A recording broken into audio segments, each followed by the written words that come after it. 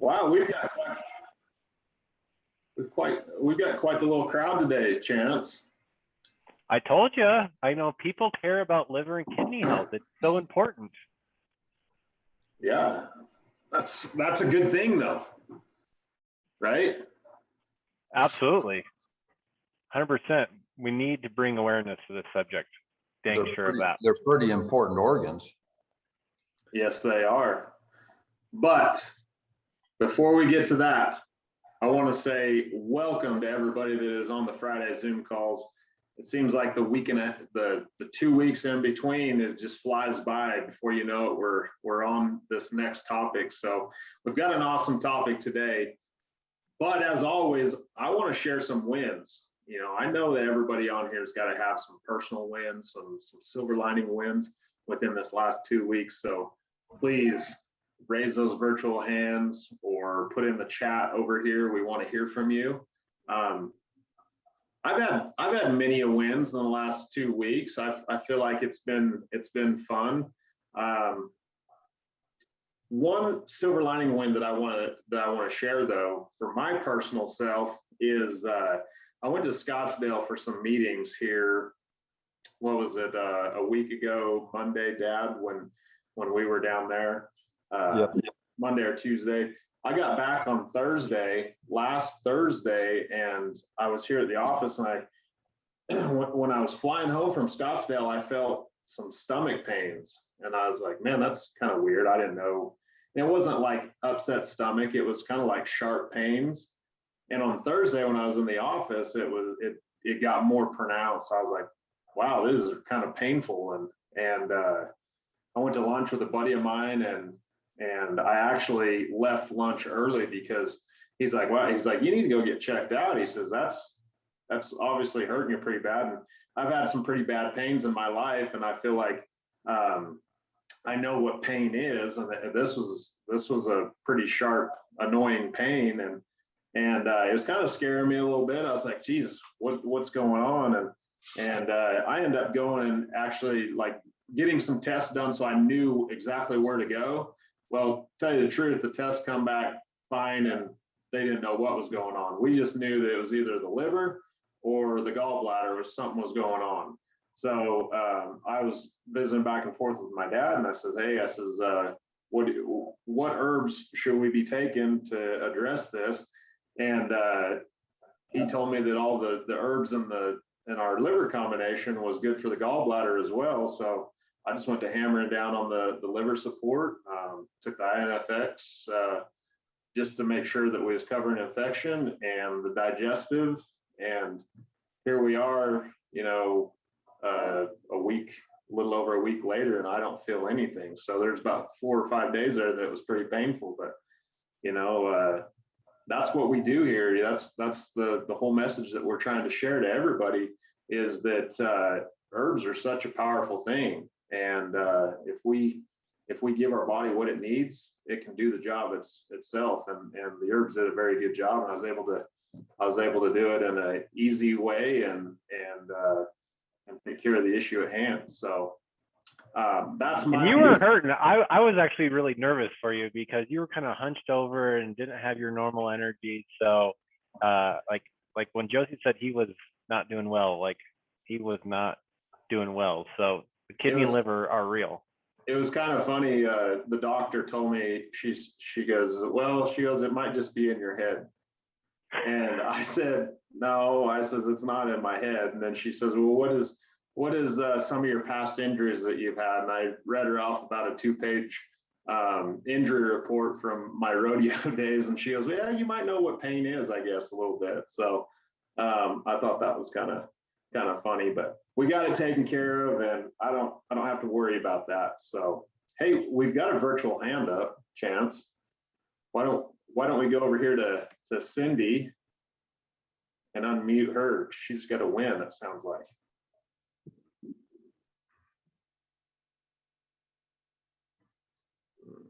I think I muted myself after you unmuted me. Hi.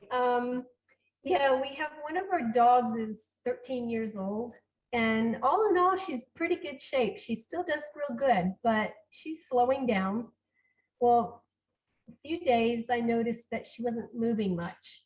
And she looked funny in the face. I thought something, she doesn't feel good. And saliva just started coming out of her mouth, just drool, not like your normal drooly dog. She's not a drooly type, but it was just hanging. And I thought, oh my goodness, I was calling the vet thinking I needed to put her down because she's 13 and this was the end, you know, but I somehow couldn't get through to my vets. So I had the liver and kidney both. I use them. I've used them on my horses. I have the dog one. I've used them on myself because I take medication for asthma.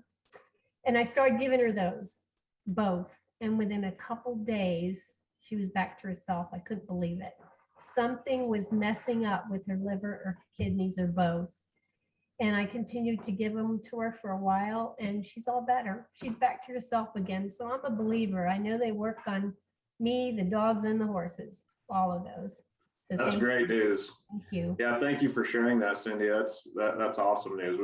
We love hearing the successes that you guys are having. So I think everybody's being shy. I mean, I hate to volunteer people to share stuff, but you know, I will if I have to.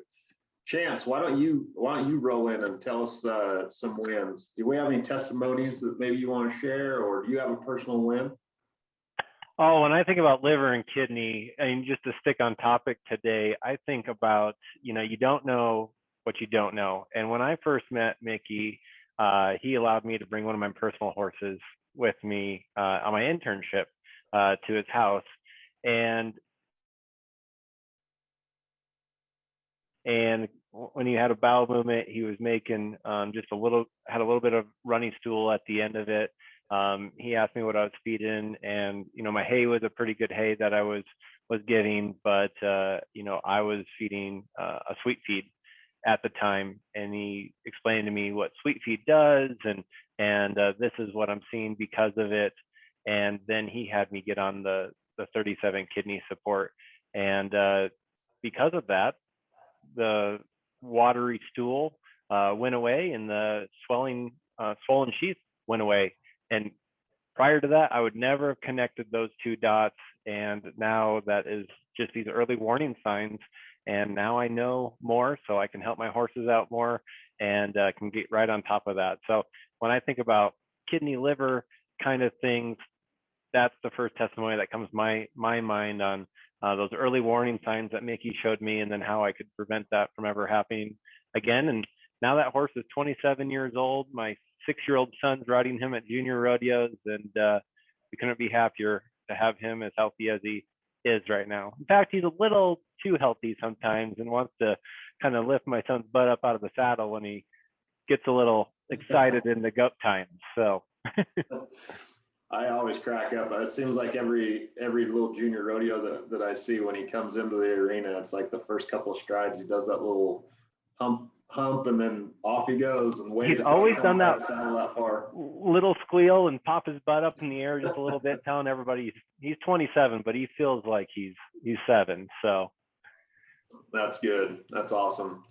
Yeah, Chance, thanks for sharing that. That's, you know, I mean, it's been a long time since you've been around here, and you've seen the results of these products, and you have such a good testimony of it right now. And that's our main focus right now, is getting it out to everybody else so that they can hear this and put it to use in their own right. Before we go on to the topic, I guess nobody else is going to share some wins, but I do want to introduce somebody. We have a new team member here at Silver Lining, and I want to make sure everybody gets to know her. I call her the same name girl because we both share the Josie name. This is Josie England, and she is in our marketing side of things, social media. And Josie, why don't you come on and tell everybody what part of the country you're from, and let everybody get to know you a second. Thanks, King Josie. I really appreciate that introduction. I'm Girl Josie. I live in Alva, Oklahoma, originally from Kansas City. I grew up rodeoing, been around horses my entire life. avid dog lover. Got turned on to Silver Lining Herbs products myself and really love the results I was getting. So I just decided to reach out to Chance a while ago and see if they needed any help with like marketing and branding. And lucky for me, he said that they did. So here I am. And yeah, I'm just excited to be here and learn more about these products that I know that there's countless testimonies over. So yeah. All right, that's awesome, Josie. We're happy to have you on board and be a part of the Silver Lining family. So I just wanted to introduce her today, and hopefully you learned something out of this conversation today that you can contribute into your own daily lives. So thanks, Josie, for being here. The topic today, folks, is a good one, and you know, it's one of the products that has shot to our #1 selling products in past years, and there's a reason for that, is because of the education that we send to everybody, telling the importance of what this product does. And I want to bring the guy that me and Chance has learned most of our knowledge from, and let him tell you about it. And that would be my dad, Mickey. What's going on, buddy? Well, I'm glad to be here. Still standing right side up.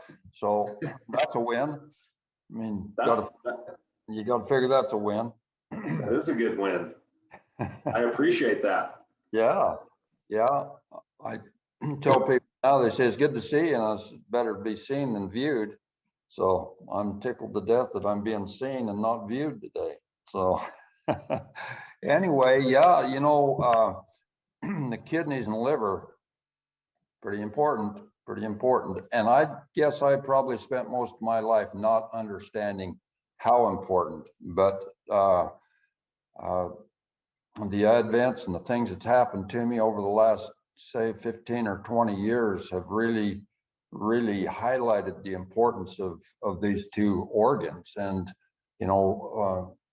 what was it Cindy that just shared the win with us there? What she talked about is, it's so common. I mean, real often we can't put our finger on exactly what it is that's going on, but we know there's something not right. And so good for you, Cindy, for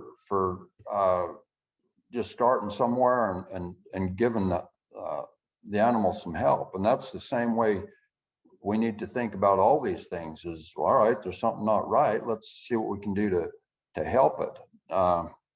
The kidneys and the liver, just like you've heard me say on most of the Zoom calls that we've had here, is everything is hooked to everything. And so when you have something that's not correct somewhere, it could very well be something that's not even related. Like Chance was talking about the loose manures from his horse. Well, most people would say, well, that's a digestive issue, and well, it could be, but it can also be something that affects the digestive system, or the digestive system relies on, i.e. the liver and the kidneys. And so tell a little story here. A few years ago, my dad got really sick, and he was not the sick kind of guy. I mean, the whole time I was growing up, I only seen him stay in bed one time, and that was when they pulled all of his teeth in one setting, and he spent the day laying in bed spitting in a bucket.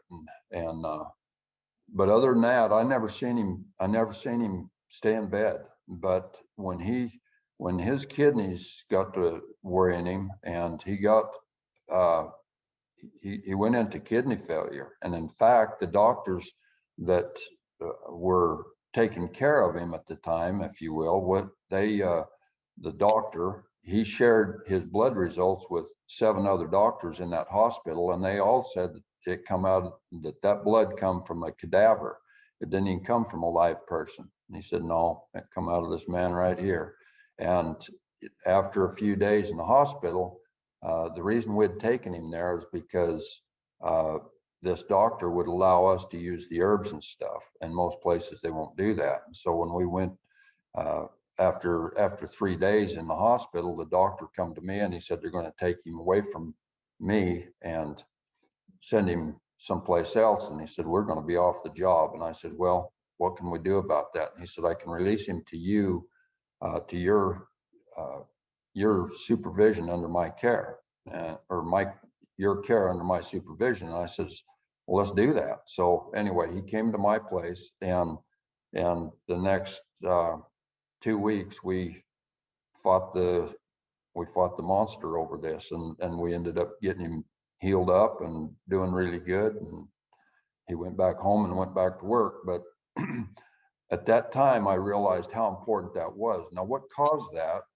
That whole episode was a lack of bowel movements, and that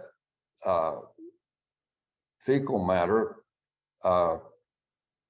poisoned the bladder. The bladder swelled up, cut off the urethra, and he was having troubles, and he wouldn't tell anybody. He was too macho to say anything to anybody, so he didn't say anything, and pretty soon his kidneys failed.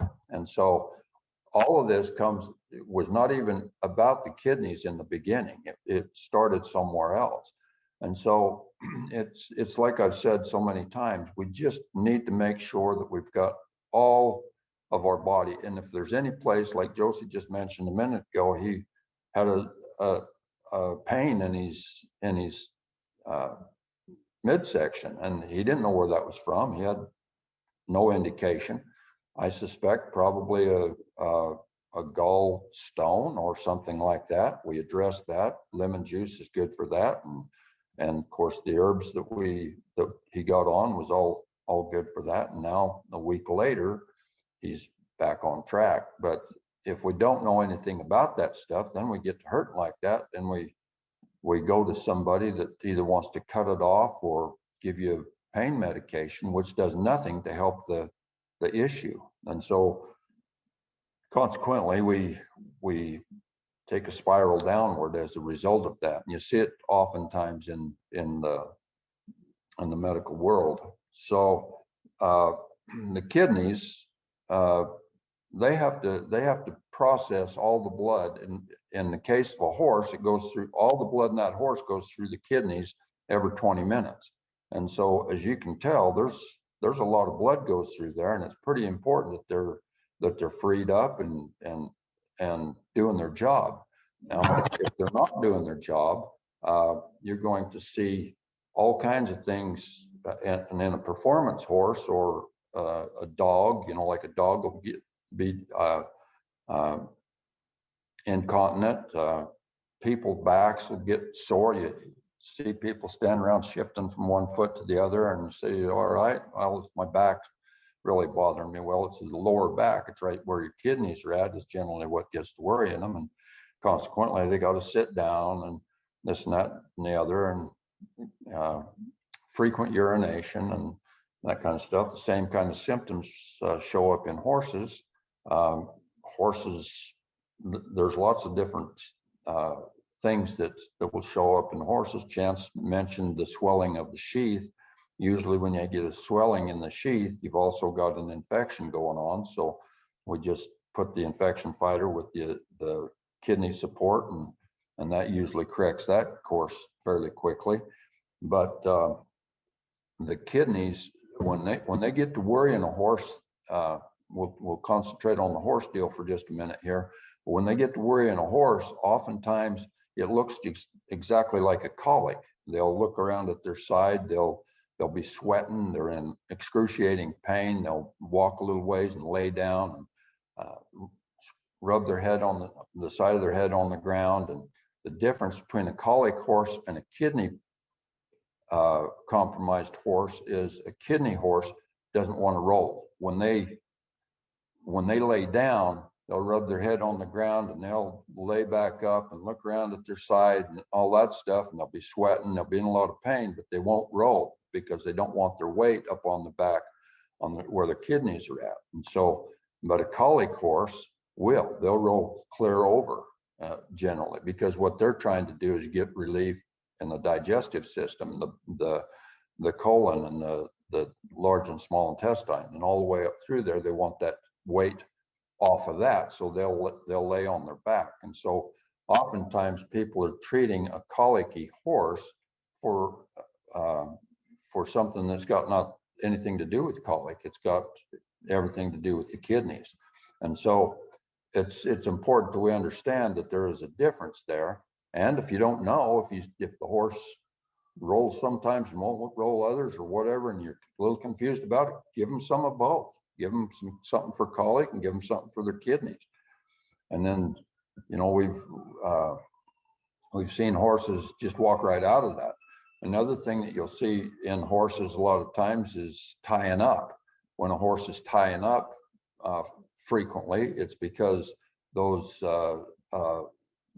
mineral imbalances in their system, and the kidneys are responsible for a lot of that balance that goes on there. And so, you know, that your calcium settling out of solution and different things has everything to do with the magnesium and the potassium and the different levels that the kidneys are responsible for keeping in check. And so it's important that we keep these kidneys working properly. And a horse that has kidney issues, they're not going to perform as good as a horse that doesn't have that. It's just like any of us. We're not going to perform as good if we don't feel good. I mean, Josie, reckon you and I could have had a boxing match the other day and you'd have been good about it? You know, probably not. Absolutely not. I can answer that question because I was and you didn't get in a boxing match, but I did go out and try to get one of my workouts in, and as soon as my heart rate come up, I mean, it literally took me down again. It affected my breathing. I'm assuming my lungs were pushing on, you know, whatever it was that was hurting, and I literally had to stop. So, you know, it was very painful. Yeah, exactly. No, keep in mind that when we throw our saddle on these horses or ask these dogs to run out through the brush after a cow or perform in a show environment of some sort, and they don't want to do it, you say, what's the matter with you? Are you just stupid? Or, you know, and so you go into your training mode. Well, no, they're a living, breathing creature, and they too can have off days. And so we need to look deeper. We need to look, you know, when you know you've got one that knows the deal and they're not doing it, give them the benefit of the doubt. You know, they can have bad days too. And when they have those bad days, let that be an indicator that you need to get to work and do something to help them out. And so anyway, I'm going to tell a little story about a few years ago. My daughter and myself flew from Las Vegas to Oklahoma City to a barrel horse fraternity. And when we was down there, I ran into a friend of mine that used to rodeo when I was rodeoing. He had a daughter at the time that was leading the world in the barrel race. Her name was Janae Ward. And Janae was in Oklahoma or in Las Vegas at the National Finals Rodeo. And we was watching the performance every night on the TV in Oklahoma City. Well, we were scheduled to go back, and I run into James and I says, James, what's going on? That girl's horse is not working. I says, he is hurting. And he says, yeah. He says, she's going to be forced to get off her if she doesn't figure it out. And I says, well, call her and tell her that I'll be there by 1 o'clock and I'll be happy to come over and look at that horse. So he called her and got me a gate pass to get through there. And I went down and looked at the mare, and she was just a little bitty mare. She's if she was 14 hands, it would surprise me, but man, she could really run.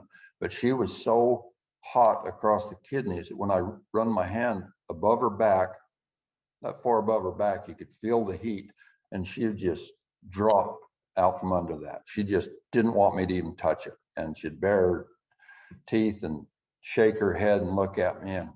And so we started that mare right then. This was like, it was around 1 o'clock in the afternoon, and they was not, I asked him, I said, how are you getting on, how are you saddling this mare? I said, good gosh, I mean, she can't stand you even holding your hand above her. And they says, well, if she isn't better by this evening, we're not going to get back on her. We're going to just finish up. And they was ahead in the world standings, and they needed to be on her, but at the same time, they had a good backup horse and they just need to hold their lead. So anyway, we put her on some kidney support and some immune support. And this was at 1 o'clock. And I told them we'd give her 2 scoops of each of those. About 2 hours later, they give them 2 more scoops of each of them. And that evening, when they got ready to rodeo, she had improved so much that they realized they could go ahead. So they went ahead and saddled her and went ahead, and over the next couple of days, they end up winning the world championship on that little mare. But that was probably the worst I ever seen, as far as just flat couldn't even stand you to be close to it. But those kidney points, when they get inflamed like that, those points are right under the back of the bars of the saddle.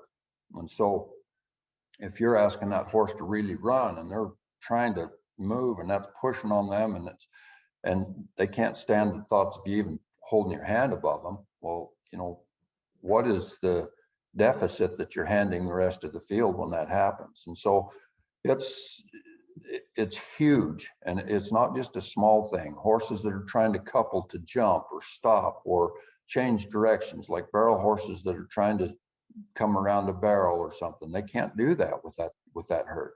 And team roping horses, and you know, Grand Prix jumping horses, we've seen all of these horses, and obviously endurance horses won't even be able to go a third of the way if they're in that condition. So anyway, there's the kidneys are huge, and we need to make sure that we're addressing that. Now, some of the things that you can look for is frequent urination. If the urine that they're passing is real dark or thick, then that they need something to help that. The things that causes it, in my estimation, are the bad feeds, and I call bad feeds these high protein, high sugar feeds. And the high proteins, you know, a lot of people are packing hay down the road or feeding hay at their house that should be fed to a dairy cow. That's real leafy green alfalfa that horses can't do that. I mean, they flat cannot get along with that without having kidney issues before long. Another thing is the molasses, the sweet feeds, absolutely not going to be a good thing for them. And so if those are the kinds of things that you're doing and you've got horses that are not performing, then that's a great place to start, is get them on a predominantly grass hay and some whole oats. Now, there are cases where they can't take the whole oats, and that's in that case, then don't give them whole oats. But you've got to give them something that's not sugars, because and people say, well, oats are sugar. They're made for a horse. Oats are digested and utilized by a horse's system better than any other grain out there. In fact, a good test of what is a good feed is if they can eat all they want to and it doesn't bother them. Like if your horse gets out and gets into your feed bin during the night and eats all he wants of the oats, he's not going to be hurt the next morning. If they get out and get into the sweet feed, you're going to have to do something to help them through it. And so that's a good earmark of what kind of feeds is good. Anytime you see a horse that's swelled up in the sheath area, as we talked about earlier, that's pretty likely an infection. So you've got to deal with that. Has anybody got any questions on the kidneys before we move on to the liver? And maybe I can just wrap the liver right into it. I don't know. But got any hands up or anything, Chance, Josie? Josie, England asked the question when you were talking about the colicine and the kidney issue, like between laying down and not rolling. Like, would you still hear gut sounds? Yeah, if you've got kidney issues, I mean, your gut sound's still going to be the same. In fact, if that's the first thing I do if somebody says a horse is colicking, is I put my ear against the left side, right, you know, in front of the flank there, about 8-10 inches in front of the flank and listen to that, see if they got gut sound. If you've got good gut sound, then that's awesome. You need that. I mean, and that should be there. That should always be there. But you can tell a lot by that too. But if you're just going by that horse laying down and rolling, or laying down and rubbing his head on the ground, and they say, oh, that's colic. Well, it's not always colic. It is sometimes a kidney issue, and they can do but usually what they do is give them Banamine, which Banamine is a pain killer, and so it helps them. But if you go ahead then and say, well, I better do something for this horse colicking, and it's not got anything to do with colic, it's got everything to do with the kidneys, then you're not going to get a long-term lasting effect by doing it that way. You need to know the difference so that you can address it that way, right? Did that answer your question, Josie? Remember when I was out at Josie's house a couple years ago with my gray head horse, and he was having that kidney episode? Right. I mean, he was in severe pain right there. He was super uncomfortable. Right. And see, you remember that time there, something that we did. You remember what we did that day? You palpated his pressure point right there and give him relief there. Yeah, there's a pressure point there. They're acupressure associated point on the bladder meridian. As you can see there, bladder, 23 right there, right? When you can press on that, and they're going to fall away from it if it's their kidneys. And then if you press, just keep increasing the pressure until you've got a hard pressure on there, and then just hold it. Pretty soon that will relax, and that horse will lick his lips and everything. And from right there, you got past that trauma. But it doesn't mean that you fix the problem. You still need to address the kidney issue. But just, if you're needing to do something right away, or if you got a horse that's tying up, that's a great point to press on. And so I've pressed on them for the colic horses. You can get on that large intestine, which is right behind that kidney point. You've got a large intestine right directly in front of that hip bone, that tubercocci, and then you got a small intestine point right behind the tubercocci. And so you can acupressure those and walk them out of a colic, which I've done multiple times. And so, but once again, that only walks them out of the trauma. It doesn't fix the issue. It doesn't help that horse later on. It only helps for right now. And so, and I wouldn't necessarily recommend that somebody go ahead and use that horse right then anyway in that condition, even if you walked him out of it, kind of. But who knows, whatever the situation might be, you might be forced to do it. If you're running from the bad guys, no, that's only mode of transportation. You might ought to go ahead and do it and get on and go, right? But if it's about $100 day money, give your horse a break, right? So anyway, but that's just some additional information there.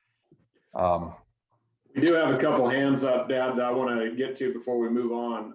Karina Dixon had her hand up first. Are you there, Karina? Yeah, I'm here. Can you hear me? We can. Yep. Sorry, I'm driving, and there's no safe place to pull over on the highway right now. So my question is I've been using your guys' products for a few years and have had success with all of them. And for liver and kidney, I've narrowed it down. I have these two horses. One seems to have a little bit of compromised liver. The other seems to have a little bit of compromised kidney. And I've just kind of sorted that out through using the products and figuring out what works best. So my question is like right now, I have them on all of my horses on the liver kidney for a fall treatment. But for next summer, during like a competition stretch of time, the one specific horse this summer, looking back, I realized I ran into a little bit of trouble from maybe getting some kidney issues, maybe August, September, that I didn't clue into. So is there like a maintenance dose or kind of a pulsing dose I can give to keep like the one horse on liver maybe from, May to August, while I'm giving other stuff like respiratory, LCR, or like I'm thinking like maybe like a teaspoon a day or a week on once a month for either the liver or a kidney. What I'm trying to do is just support them during the high stress time of competition so that I don't have to go fix something later, if that makes sense.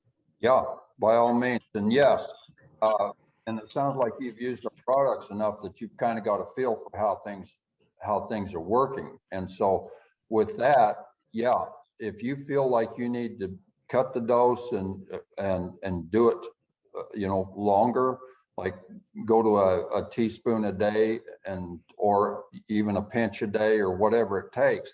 Because once you give that horse what it needs to correct the issue, and the issue is corrected, it doesn't take much to keep it supplemented. And then we also make a product that's number 10 maintenance that has a little bit of both of those in it. And so if you wanted to just, like I tell people, the maintenance has got a little bit of everything in it for the whole body, but there's not enough to correct a big issue. If like the kidneys or the liver, you need to be specific. But once you've done that, then we've got that other product. But if you want to just back off a little bit to like a teaspoon, and some of my horses, I just give them a little bit. Now I've had horses, I sold a horse here a couple of years ago. I got him when he's 5 years old, and I rode him for 10 years and I sold him. And that horse, I always had to come back and help him with his kidneys. I mean, he had kidney issues when I got him. I always, you could almost count that about every other month I had to help him for a week or so. And I seen that horse the other day, and I asked these people, I says, when you bought this horse from the person I sold him to, did they tell you that he needed some kidney help? They said, no. And I said, well, he does. And we walked over there, and I put a rope on his neck and reached back there and touched that acupressure point, and he fell out from under it. I says, he needs some kidney help. So, but that horse, it was just the way it was. Now, he never had any problems, but that was a maintenance issue that I learned about that I had to do. And so that every horse is different. That's why we can't write a manual saying exactly this is how it is. So each individual that's listening, that's why this Zoom call is such an important thing, is because we can explain those things and maybe you can get a better feel for it. And it sounds like you've got a good feel for that, but this is a very important thing, is that we learn each of them horses and what they need. Sounds like you're doing really good there. So, yeah. Okay. Yeah. Thanks. I have the maintenance actually for just like the horses that are out and about, hanging out, not doing much. But I do have, they all have something like the LCR, kidney, liver, and I just was trying to not overdose them with, 5 or 6 tablespoons of herbs a day, because I know the recommendation is kind of max 4. So I thought if I get them under managed, and then I can just supplement a little bit with kind of their ones that I know are a main issue, then I thought that'd be better. So thanks very much. I appreciate you guys. You're welcome. And yes, I think you're right on target there, Karina. So carry on. But everybody that's listening to me at this time, if you'll just make sure that you're always watching those things, you can back completely off of that and just watch and see, well, maybe I better start them back again and start it back a little bit. But you do that. You're the one that's around the horse. We're not there. We can only recommend what's best. And I've got one horse that I bought here a couple of years ago that he's kind of a deal where I've got to always be on top of some things with him. But when I do, he runs pretty good. He does a great job. So, but when he's on full use, I've got him on like 5 and even 6 products sometimes. So You just got to do what you got to do. But keep in mind also, as we say that, if you're giving him 5 or 6 products, that's 5 or 6 tablespoons in a horse 1,000, 1,200 pounds. That is not a lot, and it's all feed. It's not drugs. It's not dope. It's not anything. It's just it's the feed that they would pick if they was out there. And so when you're talking about 5 or 6 tablespoons, you're really not talking about a lot, right? It's just that the body knows what to do with it and puts it to work. And so it works. So that's why it works so well. Okay. Okay. Got it. Thank you. Yep. You're welcome. And there's a lot of times that we generally say to everybody, you know, if you're getting to 4 products, you know, that's, you know, something we need to look into. The reason we say that is because, you know, a lot of times people just throw the kitchen sink at them, just trying to, you know, chase symptoms really. And we want to make sure that the products that are going into the horse's system is what they truly need. And so we kind of use that number 4 for that general reason, not to say that you can't give more than that if they actually need it. We're really just trying to make sure that you guys have exactly what you need and not giving more than you need, if you will. I'm going to get to Kara. I'm coming to you next, Kara, but I have one quick question over here that I want to address real quickly because it is, you know, ideally right on topic here. Somebody asked, I have a mare with cloudy urine and not really wanting to extend. Which products would you recommend for her? Kidney. Yeah. Yeah, that is a prime case of a horse with kidney issues. Would you say not? Yeah. And you see a lot of it. It's not, this isn't something that we see once in a while. This is our highest selling herbal product. It's because we've educated our clientele to know what to look for, and there are lots of them. In fact, my horses are all out on pasture right now. I got 6 head in that pasture, and I give them a little bit of kidney right along. I'm for 6 horses, I put 2 tablespoons or 2 scoops in the bucket of oats that I measure out for them, right? So they all getting a little bit of kidney right along. But I also don't spray the weeds and stuff. But I do go out with a shovel and I cut some of the burdocks and stuff out. Now burdock is going to lead us, segue us right into the next organ, or the liver. Have you still got another question, Josie? Yeah, I better not. Yeah, I've actually got quite a few questions that are rolling through here, but I do want to make sure that let me just touch on the liver a little bit, and then we'll answer them as we go, and maybe we can get through it all. But anyway, the burdock that grows out there, if people don't know what burdock is, it's what they fashion Velcro after. Burdock has a little, they're a burr about the size of my thumbnail, and they have little spikes all over that seed, and they've got a hook on the end of that spike, and that is readily attracted to the mane hair, usually the foretop on these horses, and their tail, and gets in the side of the hair on the cows, and sheep raisers hate it because it really attracts. Well, the Velcro is half of the there it is. Josie's got a picture on the screen there. That's burdock. And burdock is a wonderful blood purifier. So most people spray it out because they can't get along with how it treats their animals. But then the animals don't have any place to get blood purification, or so we're starving them by our inconvenience.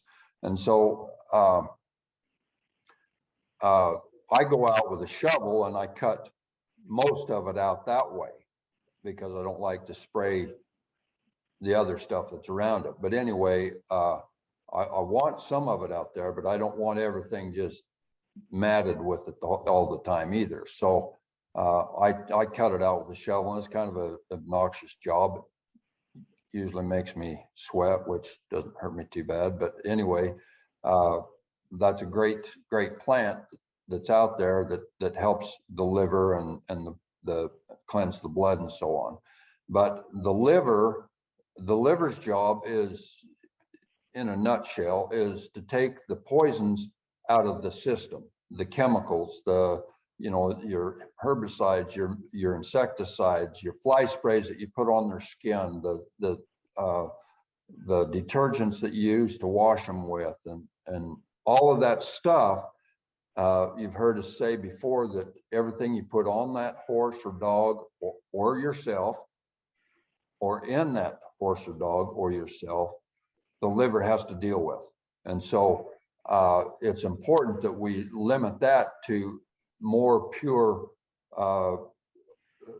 substances as well. Like we make a fly spray that is made out of essential oils, and you just mix water with it and shake it up and spray it, and it keeps the flies pushed back, and it doesn't hurt the liver. And so what we do to these horses and dogs externally, the liver has to deal with that too. That's the main point I want to make there.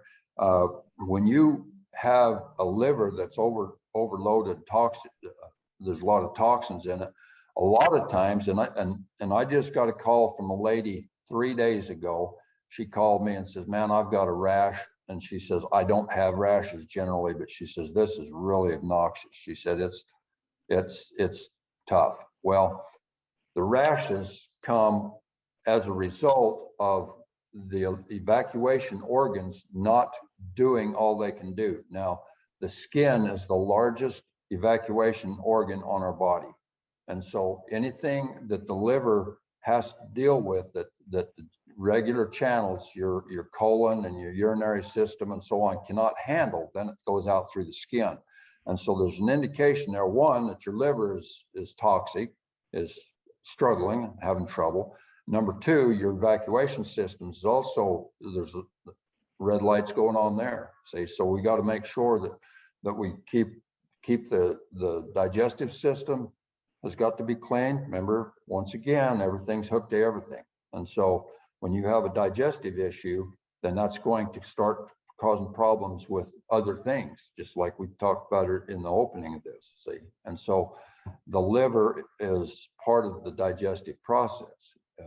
And so when you start seeing welts and rashes and bumps, a lot of people say fly bite looking bumps, it's along the sides, along the horse's neck and stuff like that. Generally, that's the liver is congested. And when you start cleaning up the liver, then if you see swelling anywhere, I mean, it might be in the feet, might be in the, or not necessarily the feet, but the cornet band, the ankles, the pastern, and up the legs is generally where it happens, but it can come along the belly, you know, the underline of the belly. It can come, I've seen it in the ears, horses swelled up. Well, when that happens, it's because the kidneys aren't open and the evacuation process is slowed up. And so we're picking the toxins loose out of the liver, but they're not able to get out of the body like they should. And so when that happens, then you need to back off the liver support and get something started for the kidneys.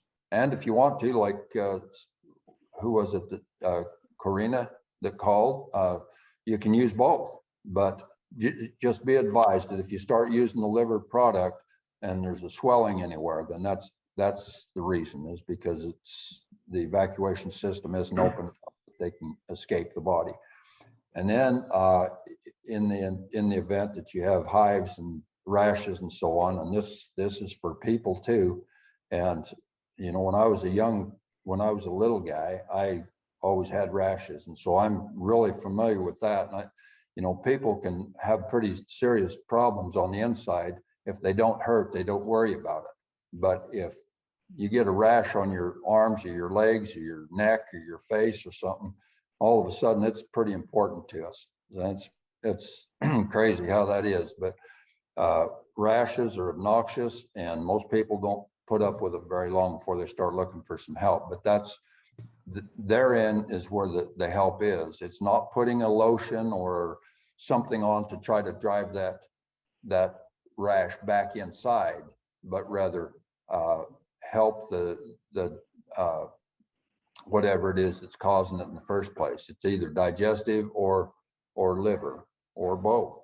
And but that's where you got to go to help it and fix it. So anyway,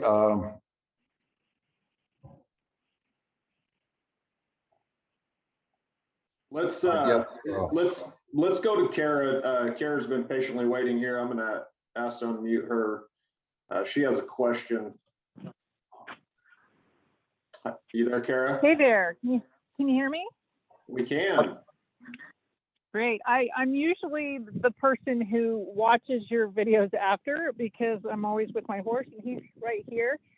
He, and I can give a testimonial later about other things, but he ate black nightshade overnight, and I found it in his pasture this morning and identified it and talked to my vet, had a little panic because he ate quite a bit. But she said, you know, just watch for colic. He had loose stools, but I'm just wondering what I can do to support him. He's already on the kidney and feet and bone and immune for his other issues. And I've done the liver cleanse before, so I have that, but I'm just wondering what your suggestions are for that. And also just why he's the only horse who ate it, because we went and searched the pasture and nobody else had eaten the nightshade except for him. And we pulled out several plants in the other horse's paddocks. Sure. I would just give him a scoop of that liver support just as a precautionary, but generally they won't, if is there good feed in the pasture? Yeah, he has 24/7 hay, you know, in slow feed nets and porta grazers. So he has plenty of food. Yeah, but they usually won't eat poisons unless they're forced to it, or, you know, it's just so much easier to get that than it is something else. Generally, they won't eat the poisonous plants unless they need it. Now, we call them poisonous plants because sometimes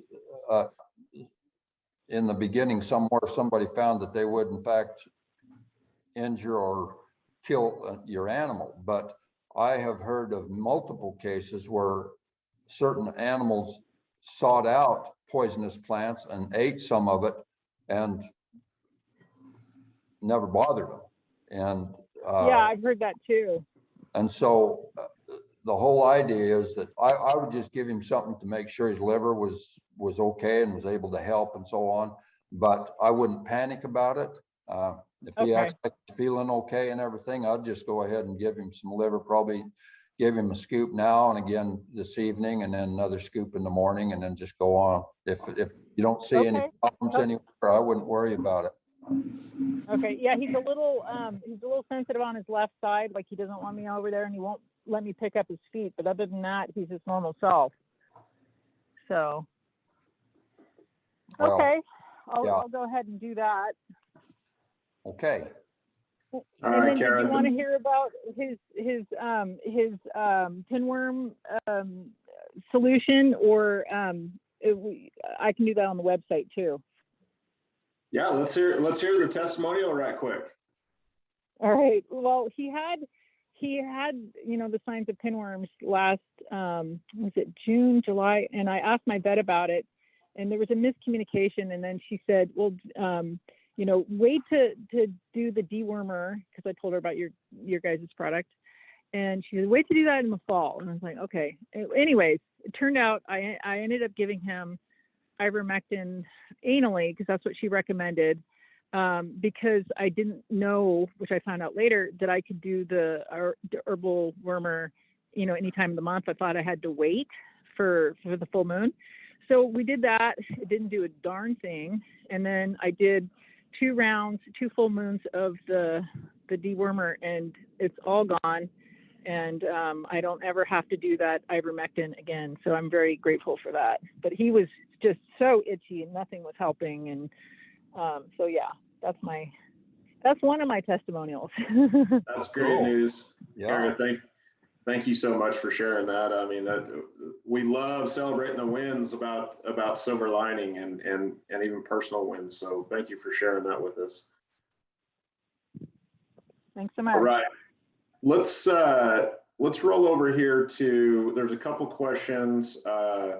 Jessica Wharton asked, "Is there a better time to do a full kidney and liver cleanse? Springtime or fall? What do you recommend?" Anytime it is fine to do it, but actually the liver is best done in the late. I mean, if you don't know and you just want to do the best for it, according to traditional Chinese medicine, the late winter is the time, because spring is the season of liver, and so you can do that. But if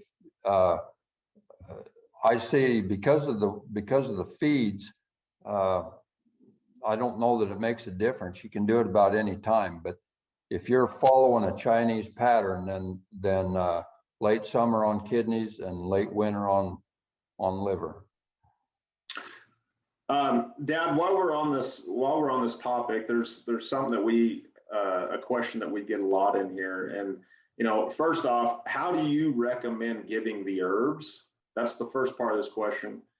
And the second part of the question is, on the packaging, it says not for long-term use. What is your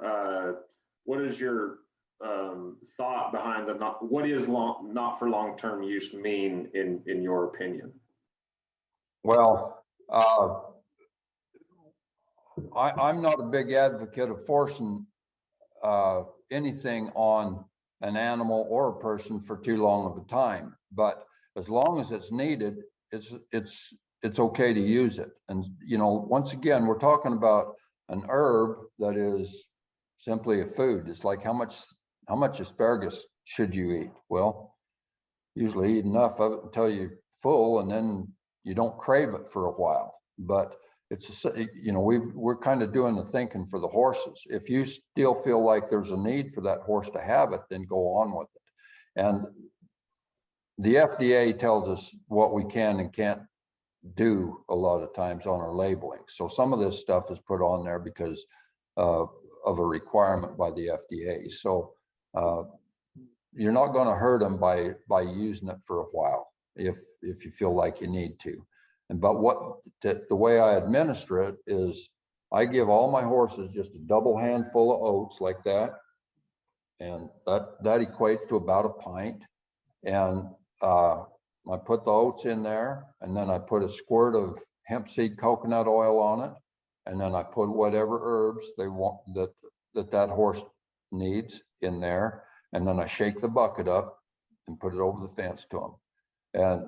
And I do things according to what I see. If I feel like that horse needs kidney help, I'll do it until I don't think he does need kidney help. And I do that by the symptoms that I was telling you earlier about the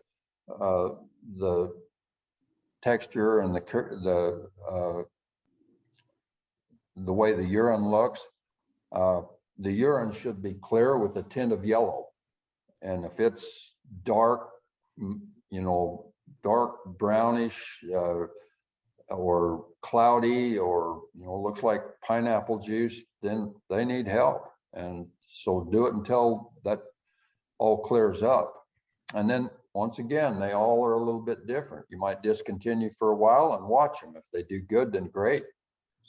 And anytime you see a need for something, just do it. I sometimes will use a herb for a week, and that's good. And sometimes they'll be on it the whole time I'm using them. So yeah, once again, it's just a matter of learning to watch your animals and yourself. Let's not get too far away from our own care here. Let's take, if there's something not quite right about what is going on in your life, then fix it. If we're not doing good, we can't take care of our horses and our dogs. So I'd say let's make sure that that's fairly close to the top of the list there. So Mackenzie Gifford asks, how often would you run through the kidney support while feeding leafy alfalfa? I have no idea, because I won't feed leafy alfalfa. I mean, that's, to me, that, I mean, that's, you might be in an area where it's a little harder to find grass hay or whatever, or stemmy hay, but it's quite important that we, that we go the extra mile to find that hay that's not that leafy. If you're forced to do it, and if you're on the road and that's all you can find or whatever, then I would have them on kidney the whole time I was feeding them that kind of hay. It really is that serious. Chance, we've told this story before, but I had a guy call me one time and asked me about his horse. I told him, yeah, it sounded like a kidney deal. I sent him some kidney stuff. About 2 weeks later, he calls me, he said, are you going to be at Pendleton? I said, yeah, I'm going to be at Pendleton. He says, well, you mind coming by and look at this horse? I went by and looked at that horse, and he'd give a lot of money for this horse, for the team roping horse. And when I seen the horse, he was trying to pick out all the stems that left all the leaves. And he was real bright, leafy alfalfa hay, and the horse wasn't getting enough to eat by eating just the stems. He was not even eating the leaves. He wouldn't eat them. And so he had a tire feeder that was about half full of just leaves. Well, a little bit longer goes by. Anyway, I told the guy, yeah, he needs the kidney stuff. Well, a little while longer goes by and the horse ends up getting really, really sick. And eventually they lost the horse as a result of kidney failure, because they never would change. And they just absolutely can't take it. Horses can't take rich alfalfa. Now, some of them's going to take it better than others.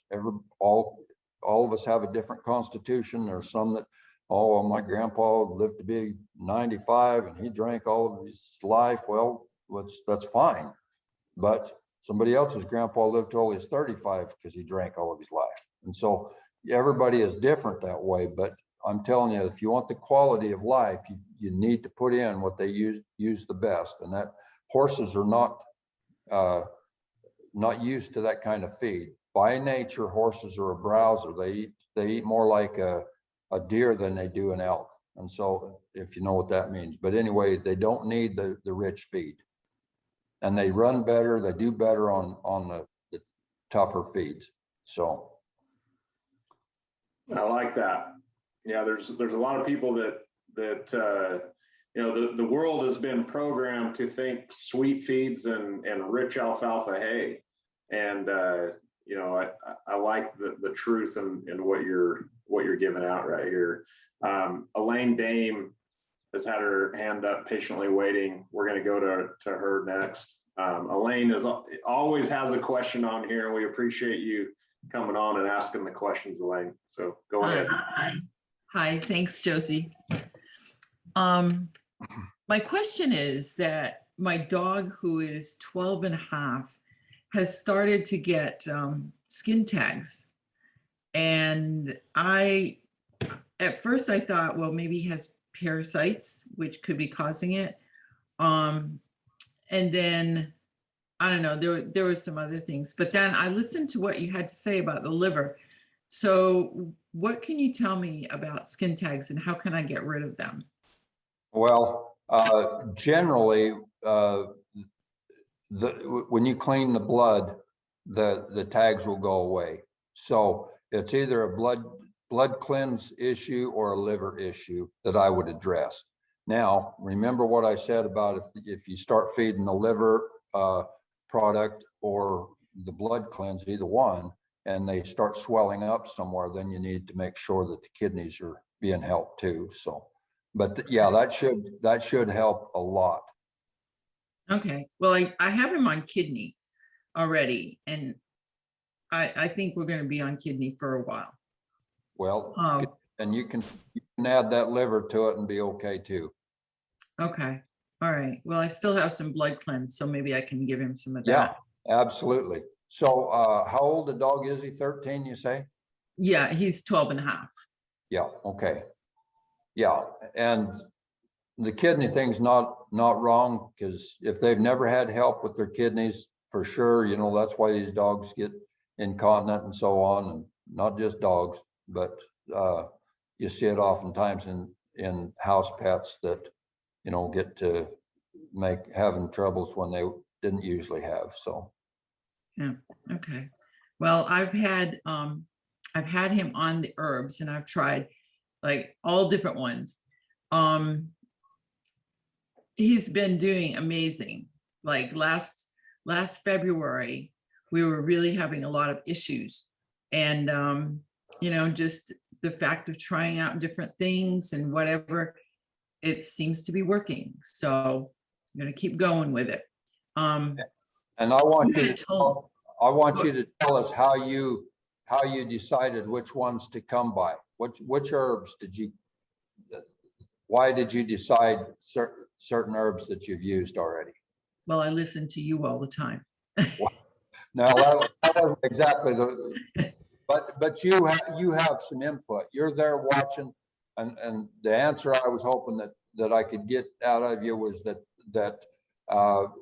you are the caregiver, and you're watching for things and Exactly. feeling for things, and real often we have a thought and we say, "Whoa, I wonder if you wonder, do it," right? And Right. that's a sense that nobody other than you is going to get. I can't get that sense for your dog because I'm not around your dog. I don't know what his common experiences have been or are, and so I don't know, but you do. And so with the information, you can apply that however, right? And so Right. I do know that a while back, I was taking him out and brushing him all the time. And every time I would get down to that lower end of his back, he'd sit down. I could not get him to stand up and stay standing. And so, you know, that was a prime indicator that he needed the kidney. yeah. Good. And way to go, rather than being mad at him for doing what you didn't want him to do, right? So Exactly. that's the mindset that I want people to catch on to, is that just because you think something isn't necessarily the way it is. Watch the animal, see what they're saying to you, and then go from there. It's like oftentimes in the horse world, see somebody trying to make this horse do something and he won't do it. What? No, that son of a buck will do it. I just know he can do this. Oh, what that? Well, slow up a minute here. Slow up. Give the horse a chance to tell you what's going on, and then do that. And the same with the dog.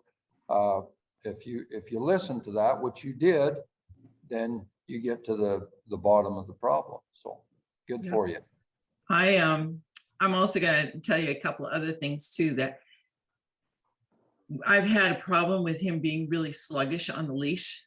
Like we'll be going for a walk and he'll be 4 feet behind me and struggling to get up a hill. And I didn't know what was going on. And I think I had spoken to you about it, and you said it was either thyroid or something else. Well, I decided to try the something else, and it didn't really make any difference. And then one day when I was placing an order, I decided to get the thyroid, and I started giving it to him, and like within no time, his energy picked up. He was less sluggish. So I'm assuming that maybe that was the combination of herbs that he needed. And then the other thing is that you had advised me to put him on the Keep Cool instead of the number 10 foundation. And I procrastinated on it for a while, but then I decided to get some, and he has a real issue with thunderstorms. And particularly when we get the nighttime thunderstorms and the lightning comes through the window, he can see it and he immediately gets, like, he can feel the energy of it. And so he gets really spazzed out, and he'll start pacing, and he'll want to get up on the bed, and he'll want to hide under the bed. And he would just have a terrible time. So the Keep Cool arrived, and exactly 1 week after I started him, we had a thunderstorm that night, and it woke me up, but I checked on him and he's still asleep. He slept through the entire thunderstorm.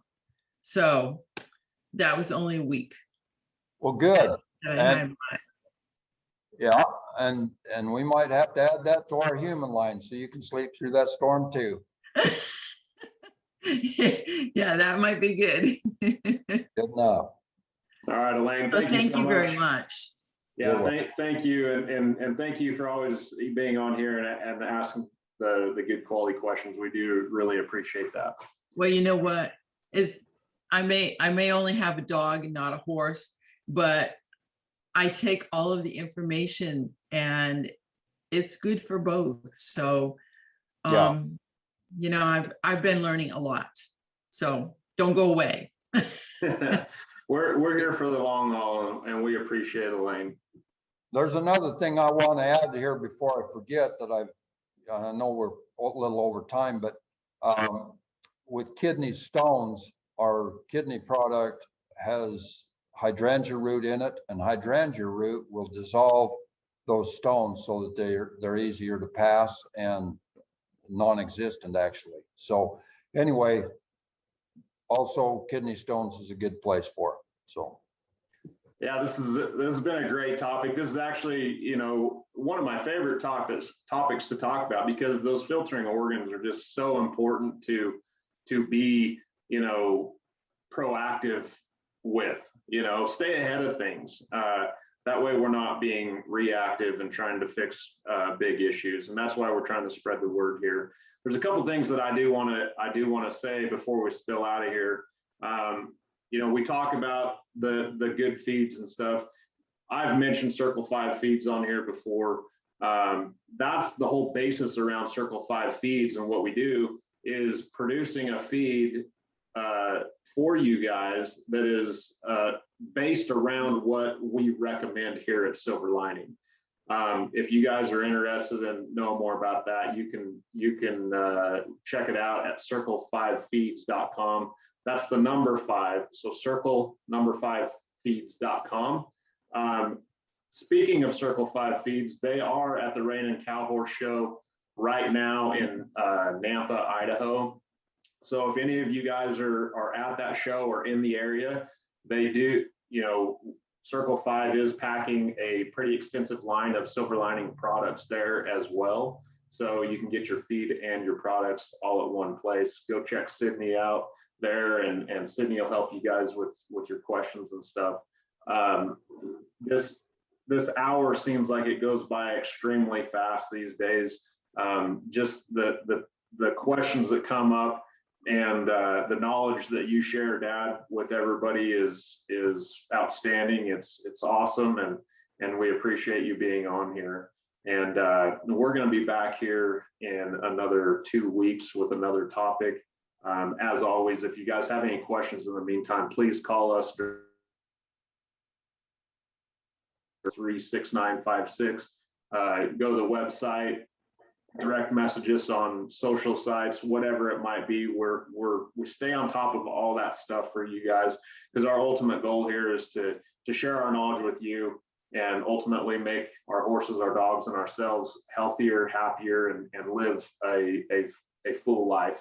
And so with that being said, we're going to spill out of here. I want everybody to have a great weekend. Y'all be safe, be healthy, and always be a legend.